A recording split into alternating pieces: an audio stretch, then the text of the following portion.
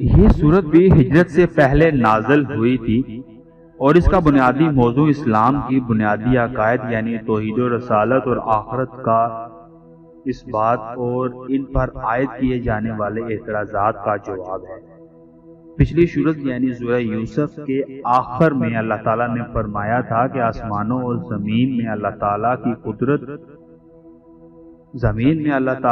قدرت کاملہ اور اس کی وحدانیت کی بہت سی نشانیاں پھیلی ہوئی ہیں، لیکن کفران کی طرف دھیان دینے کی بجائے ان سے منہ موڑے ہوئے ہیں۔ اب اس صورت میں کائنات کی ان نشانیوں کی کچھ تفصیل بیان فرمائی گئی ہے جو پکار کر کہہ رہی ہیں کہ جس قدر مطلق نے اس کائنات کا نظام بنایا ہے اسے اپنی خدائی قائم کرنے کے لیے کسی مددگار یا شریک کی ضرورت نہیں ہے۔ اگر انصاف کے ساتھ غور کیا جائے تو اس کائنات کا ہر ذرہ اللہ تعالیٰ کی توحید کی بھی گواہی دیتا ہے اور اس بات کا بھی کہ یہ سارا نظام اس نے بے مقصد پیدا نہیں کر دیا،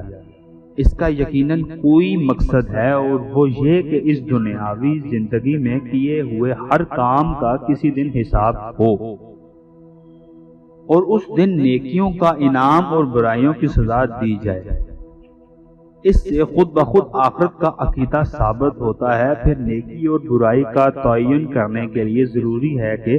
اللہ تعالیٰ کی طرف سے واضح ہدایات بندوں کو دی جائیں۔ ان ہدایات کا ذریعہ اللہ تعالیٰ کے پیغمبر ہیں، وہ وحی کے ذریعے اللہ تعالیٰ کے احکام معلوم کر کے دنیا والوں تک پہنچاتے ہیں،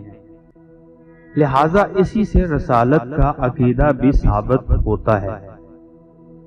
کائنات کی جو نشانیاں اس صورت میں بیان کی گئی ہیں ان میں بادلوں کی گرج چمک بھی ہے،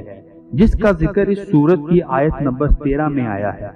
عربی میں گرج کو رعد کہا جاتا ہے، اس پر اس صورت کا نام رعد رکھا گیا ہے۔